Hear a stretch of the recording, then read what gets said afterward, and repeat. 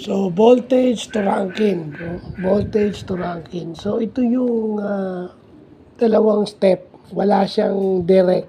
No? So, i-convert mo muna siya to Rankine to Celsius. Ay, ano to,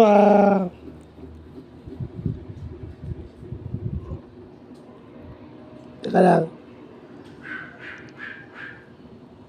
Ayun. I-convert mo muna siya to Kelvin. And then from Kelvin to Rankine, no? No, yun yan.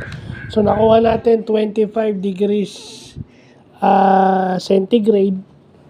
I-convert mo to Kelvin. So, plus 273, di 298. 298 times 1.8. Ayan. So, 536.4 degrees Rankine. So, yan yung voltage to Rankine. Dalawang ways. I-convert mo muna to Kelvin and then Kelvin to Rankine. So, yun pala siya. Medyo nalito ako kasi wala tayong ballpen eh. Pula ballpen natin. Nalito ako sa kulay. Pero ito yung voltage to Kelvin naman. Ito yung may direct.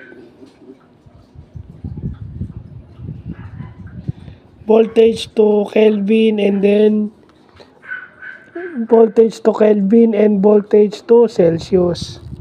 So yung Celsius muna. Voltage to Celsius. V out yung given minus 0.5 times 100 plus 32. So yun yung direct formula, no? Pag degrees Kelvin naman siya, okay, degrees Kelvin yung given given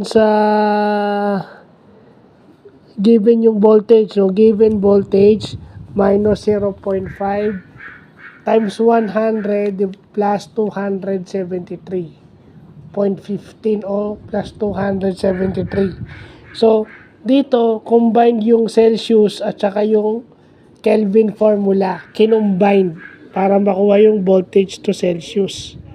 Ayan. So, magandang napag-aaralan natin ngayon yung voltage pwedeng i-convert into the different temperature scales na nakukuha natin sa mga sensors ng ating mga robots. Yan yung napag-aaralan natin. So, yun lang po.